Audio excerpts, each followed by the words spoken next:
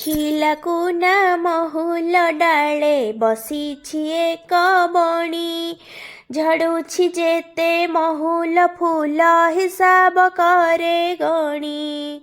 କହିଲା କୁନା କିଆଁ ଲୋ ବଣି ଘଷୁଛୁ ଥଣ୍ଟ ଡାଳେ, ଆମ ପାଶେ ଖାଇବୁ ଯେବେ ମିଠା ପିଜୁଳି ଫାଳେ। ସୁନାର ଏକ ପଞ୍ଜୁରୀ ଗଢ଼ି ଆଣିବେ ବାପା ମୋର, ମାଠୁ ମାଗି ଦେବି ଲୋ ତତେ କଦଳୀ ଛେନା ସର। ସୁନା ଗିନାରେ ଦେବି ମୁଁ ପାଣି, ରୂପା ଥାଳିରେ ଭାତ, ବୁଲାଇ ନେବି ମେଳାକୁ ତତେ ଦେଖିବୁ କେତେ ଜାତ।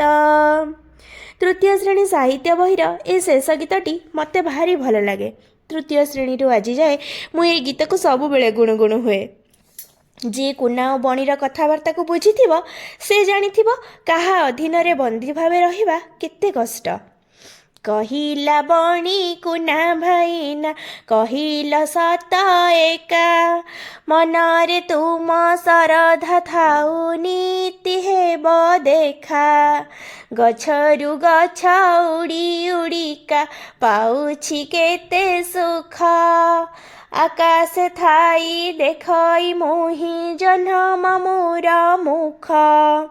କୁନା ଭାଇନା ସୁନା ପଞ୍ଜୁରୀ ଦବ କି ସେଇ ସୁଖ, ପରଧୀନ ବନ୍ଦୀ ଜୀବନ ଅଟଇ ବଡ଼ ଦୁଃଖ। ସମୟ ବୟସକୁ ମୋର